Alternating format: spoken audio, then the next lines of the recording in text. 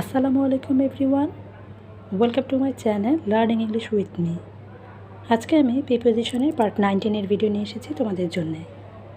এই ভিডিওতে আমি আরও কিছু ছোটো ছোটো প্রিপোজিশনস নিয়ে আলোচনা করব। চলো শুরু করা যাক। বাট কোনো কিছু অথবা ব্যক্তি ব্যতীত কোনো কাজ করা অথবা না করা ইত্যাদি বোঝাতে প্রিপোজিশন বাট বসে।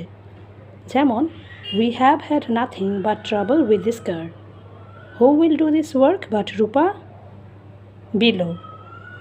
কোনো ব্যক্তি অথবা বস্তু অথবা প্রাণীর অবস্থানের চেয়ে নিচে কোনো কিছু অথবা ব্যক্তিকে বোঝাতে বিলো বসে। যেমন do not write below this line please.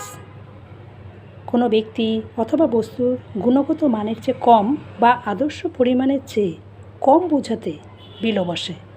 যেমন the quality of his work is below average.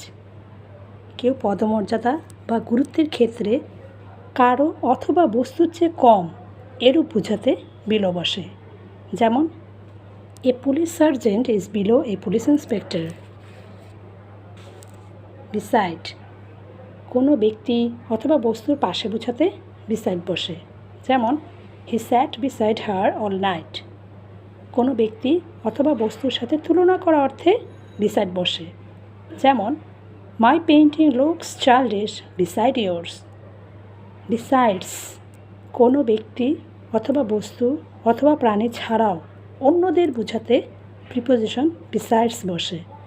যেমন we have lot of things in common besides music. Between দুটি ব্যক্তি অথবা বস্তু অথবা প্রাণী অথবা সময় অথবা দেশ ইত্যাদির মধ্যে কোনো কাজ ঘটলে বিটুইন বসে। যেমন you meet me between 2 PM and 3 PM. We fly between Rome and Paris twice weekly. That's all for today. Thank you for watching my video.